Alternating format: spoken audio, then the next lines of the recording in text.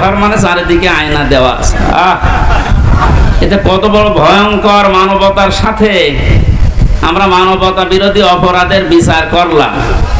এই ঘরের সাথে যারা জড়িত এ টু জেড প্রত্যেকটা মানবতা বিরোধী অপরাধের শামিল। এদের বিচার এখনই করা দরকার। করি এটা আমি আল্লাহর জন্য ঘৃণা করি। শহীদ আল্লামা দেলাওয়ার হোসেন সাঈদীকে আমি জীবনে 2 বার মাত্র দেখলাম, জেলখানা একবার আর বাইরে চুয়াডাঙ্গায় একবার। এছাড়া সরাসরি দেখা হয়েছিল বিশ্ববিদ্যালয়ে থাকাকালীন, ওই যে উনি তখন এমপি ছিলেন, একবার। খুব কম সময় ওনার সাথে, কিন্তু ওনাকে ভালোবাসি আমি না দেখে আল্লাহর জন্য। ইন্নাল্লাযীনা আমানু ওয়া আমিলুস সালিহাত সায়াজআলু লাহুমুর রহমানু ওয়াদ্দা। আল্লাহ বলেন অবশ্যই যারা ঈমান আনে আর ঈমানের দাবি অনুযায়ী যারা আমল করে, সৃষ্টি জগতের ভেতরে তার প্রতি একটা মহব্বত আমি আল্লাহ তৈরি করে দেই। তাকে আর সারা পৃথিবীতে, আমি কালকে মালয়েশিয়া থেকে নেমেছি, রাত 2টায় নেমেছি, নেমে বাড়ি থেকে এখানে সারা রাত সারা দিন এই গাড়ির উপরে এসে আমি মনে করলাম একটু কথাবার্তা বলবো, কিন্তু শরীর তো সাপোর্ট করছে না, ঘুম এসে গেছে। সারা রাত এমনিতে বিমানের ভেতরে কবির বিন সামাদ ভাই ছিল পাশে, উনি তো একটু মজার মানুষ, তো ঘুমাতে দেয় না। এরপরে আসার সময় ওই যে মাওলানা হোসাইন আহমেদ, এরপরে কয়েকজন ছিল। অনেকদিন পরে যেহেতু ড্রাইভার সাহেবের সাথেও দেখা নেই, কথা বলতে বলতে ঘুমাতে পারি না। এরপরও আমরা যে কথাটা বোঝাতে চাই যে আমি ওনাকে ভালোবেসেছি, এর আগেও এখনো বাসি, আমি মরণ পর্যন্ত ওনাকে ভালোবাসবো আল্লাহর জন্য, কারণ উনি আল্লাহর দ্বীনের খাদেম। 2 নম্বরে আমি কাউকে যদি ঘৃণা করি, দেখতে না পারি, সহ্য আমার না হয়, এটা আমার আল্লাহর জন্য হয় না, আমার ব্যক্তিগত কারণ না। হ্যাঁ, আমি রিমান্ডে 10 দিন ছিলাম, আপনারা জানেন। 3টা বছর আমি যাই না, ঘরের নাম শোনেন, ওই রকম জায়গায় ছিলাম। আমি আল্লাহর জন্য ওনাদেরকে ঘৃণা করছি এবং আপনাদেরকে ঘৃণা করার জন্য বলছি এই কারণে, কারণ এগুলো মানুষ না, মানুষ নামে এগুলো জানোয়ার। আপনি শুধু নাম শুনেই মনে করেন যে আয়না ঘর মানে চারিদিকে আয়না দেওয়া আছে।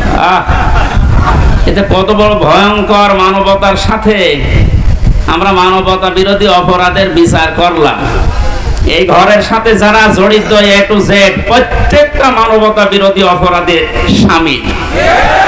এদের বিচার এখনই করা দরকার।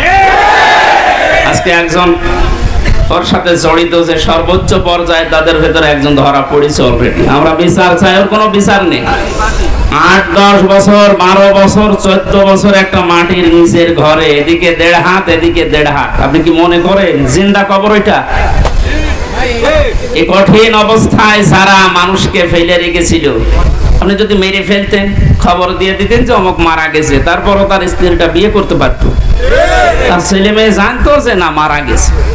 আপনি ব্যারিস্টার আমান আজমি, কি বলে, ব্রিগেডিয়ার জেনারেল ব্যারিস্টার আরমান, ওনার স্ত্রীর কাছে আপনি কি জবাব দেবেন বলেন তো?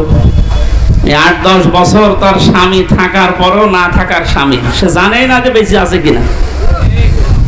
আজকে একটা ছবি ফেসবুকে সব পাশাপাশি ওনারা বসে আছে, দেখলাম, আমার কান্না চলে এসেছে যে মানুষ, এরপরও কিছু মানুষ জালেমদের পক্ষে এখনো পর্যন্ত সাফাই গাচ্ছে।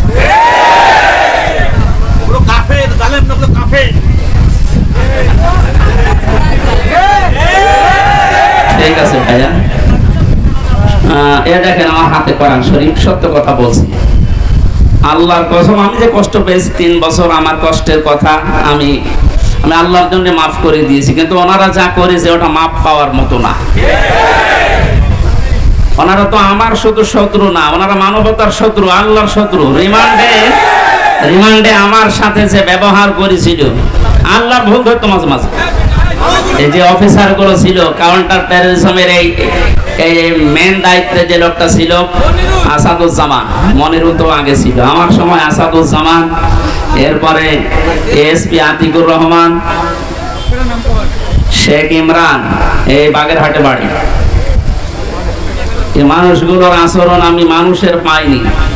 রিমান্ডে আপনি আমার মামলার কথা জিজ্ঞাসা করেন, যে বিষয়ে আমাকে মামলা দেওয়া হয়েছে ওইগুলো বলেন যে আমি কিছু পারি কিনা, দেখেন না আল্লাহর ভুল ধরে যে আল্লাহর এই কাজটা করা ঠিক হয়। ওরে আমি ভালোবাসবো না ঘৃণা করবো? কার জন্য?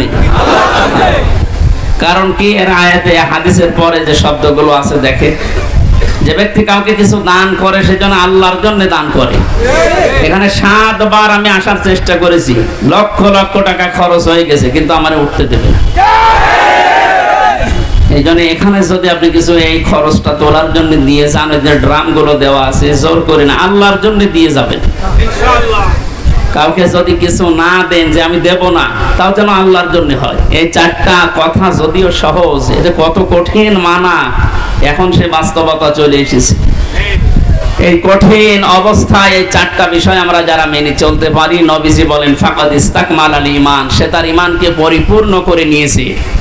এই হাদিসটা আমাদের জীবনে আমল করার তৌফিক আল্লাহ যেন দান করেন, আমিন। মঞ্চে বসা আমার মাজলিসের এই বাগেরহাট জেলার শ্রদ্ধাভাজন সভাপতি, শ্রদ্ধাভাজন জেলা আমির সাহেব, এরপরে যে ভাই সে লন্ডন থেকে এসেছে, এই যে আমার আগে কথা বলছিলেন যে ভাই যতগুলো মানুষ এখানে এসেছে, আমার শ্রদ্ধাভাজন মামা শ্বশুর এসেছে আজকে আমার সাথে আমি বাগেরহাট দেখার জন্য। মাওলানা আলমগীর হোসাইন সহ নাম না জানা প্রত্যেকটি আলেমদের হায়াতে তয়্যিবা সিহাতে কুল্লিয়া কামনা করছি। আমিন। ওয়ারফা'না লাকা যিকরাক, আল্লাহ এদের মর্যাদা সম্মান আরো বাড়িয়ে দাও। আমিন।